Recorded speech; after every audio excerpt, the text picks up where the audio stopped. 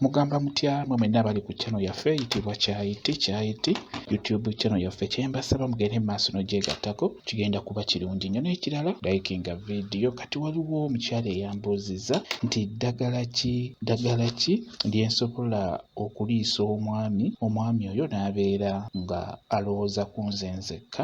Ddagala ki lyensobola okuliisa omwami oyo n'abeera nga alowooza ku nze nzekka. Kyenjagala okubuulira gwe yambuuzizza eddagala eryo, ekisooka omwami oba omusajja tasobola kubeera nga alowooza ku ggwe wekka, naye mu abo b'asinga okulowooza abeere ng'asinga kulowooza ku ggwe. Olowooza okitegedde bulungi nnyo. Nammwe abakyala, abaana abawala abali ku channel yaffe eno Kyayite, ekintu ekyo mukitegeere. Tologa musajja kubeera ng'omuleka mu kasalakkubo.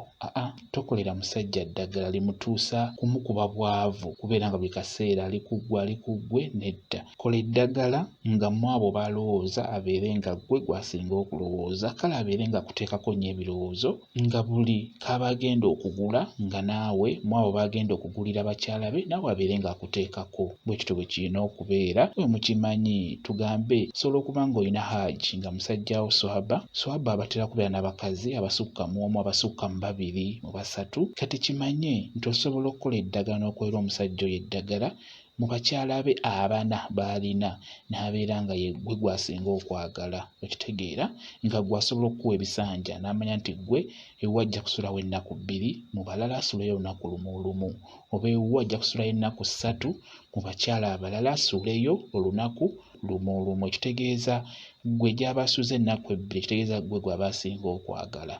Okitegeera. Kati n'olwekyo mulina kufuba kulaba nga okola ddagala eryo ligenda okuleetera omusajja oyo okubeera ng'asinga kwagala ggwe.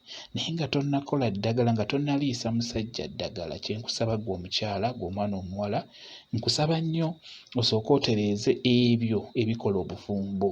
Tera nnyo bibabuulira eby'okubeera nti beera muyonjo, omusajja mufeeko, omusajja muyonje, omusajja mufumbire emmere ewooma, yonja amakaago, beera omukyala ajjudde, beera omukyala nga buli kimu okirina ku mubiri. Ebyo ebigenda okukuleetera omusajja okubeera ng'akuyaayaanira, ng'omusajja akwogerako ne mu banne, ng'asobola n'okwogerako ow'omukazi omulala nti lwaki tobanga mukyala wange namba 1 oba namba 3. Ebiseera ebisinga olina okubeera nga naawe weetereeza. Kibi nnyo okutunuulira eddagala eryo ng'ate ggwe teweefaako. Ekyo nno nakyo kiba kirungi. Kakati obadde onsaba ku ddagala eryo ly'osobola okuliisa omusajja n'abeera ng'akufaako, eddagala ddyo lya mirundi mingi, naye eddagala erisinga terinyuma kwogera kuno, nti terinyuma kwogera mu bantu bonna abe nga baliwulira. Naddala eryo eribeera ery'okuliisa liba terinyuma. Ebiseera ebisinga ddagala lingi. Kati ng'okugeza, waliwo eddagala eriyitibwa akabbamutima. Akabbamutima ako kalungi nnyo okubeera nga okateeka mu caayi w'omusajja, naye waliwo ky'ogattamu. Si kirungi kukyogera mu lwatu oba mu lujjudde lw'abantu. N'olwekyo kyandibadde kirungi ebimu tubeere nga tubiwulira babiri, naye nga mukimanyi nti owookusatu abeera asatula. Kirungi nnyo naddala ng'okola eddagala eryo mulina ddikola babiri, togattamu waakusatu. Buli w'ogattamu owookusatu n'amanya nti wagenze ku musawo, nti wagenze n'ofuna eddagala, nti wanoze eddagala, ogenda kuloga musajja, ogenda kukola bw'oti, owookusatu oyo abeera ajja bisatula, aba ajja byogera, aba ajja byonoona. Kati n'olwekyo mulina kuba babiri. Kitegedde. Eddagala eddala akazunzanjuki nako kalungi nnyo.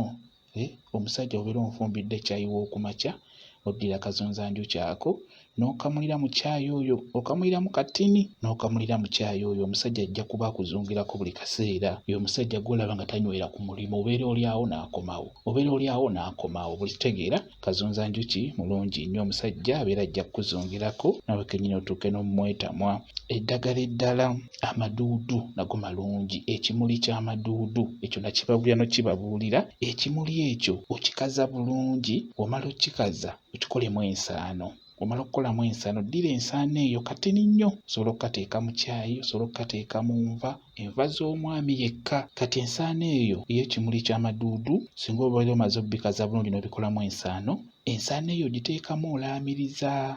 Ogamba nti njagala bba wange onjagale, ontamiire bwenge ng'amaduudu we gatamiiza abaganywa. Kitegedde. Njagala bba wange onjagale, ontamiire bwenge ng'amaduudu we gatamiiza abaganywa. nga bw'oteekamu ensaano eyo. Naye kirungi ofune ebimuli ebituufu kuba amaduudu ago gababuzaabuza nnyo. Singa onaaba ofunye ekimuli ekituufu eky'amaduudu oteekamu katinitini kijja kuba kikolera bulungi nnyo. Kirungi nnyo bw'obeera ng'okiriisizza omusajja oyo ajja kuba ng'akuyaayaanira.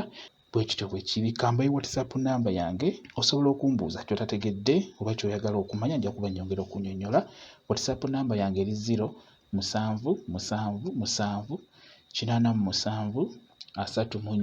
0777873401. Yeeyo WhatsApp namba yange, nja kuba nkuddamu bulungi nnyo. Bwe kityo bwe kiri. Mwebale kubeera ku channel yaffe eyitibwa Kyayiti YouTube channel yaffe. Kyembasaba mugende mu maaso n'ogyegattako, kigenda kuba kirungi nnyo. N'ekirala likinga video mbeere bulungi. Mweraba.